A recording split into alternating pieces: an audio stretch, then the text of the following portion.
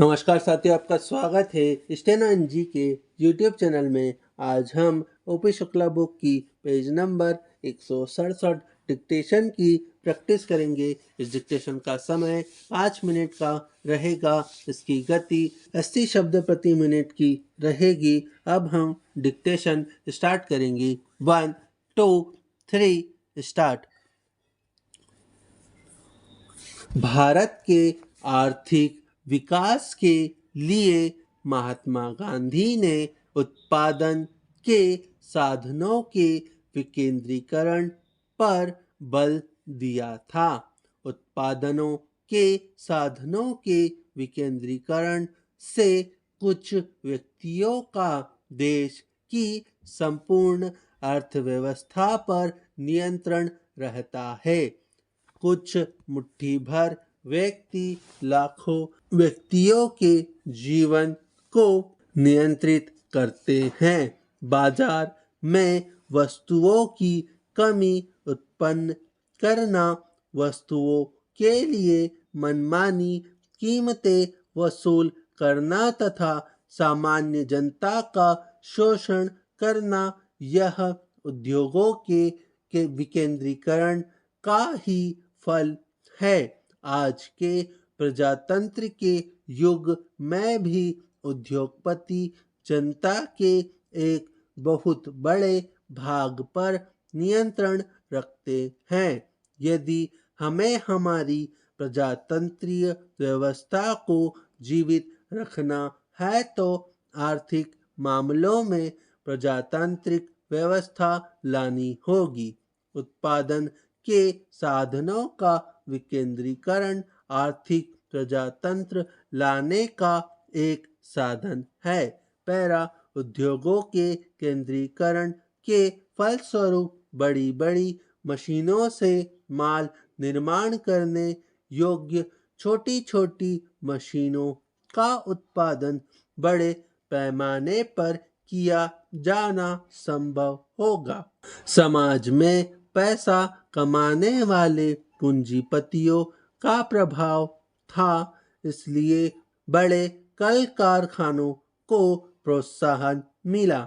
सरकार ने भी बड़े पैमाने पर केंद्रित उद्योगों को ही पसंद की। इसका एक दूसरा कारण यह भी था कि संरक्षण अथवा युद्ध हेतु इन केंद्रित उद्योगों की आवश्यकता थी। इन उद्योगों द्वारा सारी आर्थिक सत्ता तथा राजनीतिक सत्ता भी उद्योगपतियों के हाथों में केंद्रित हो गई।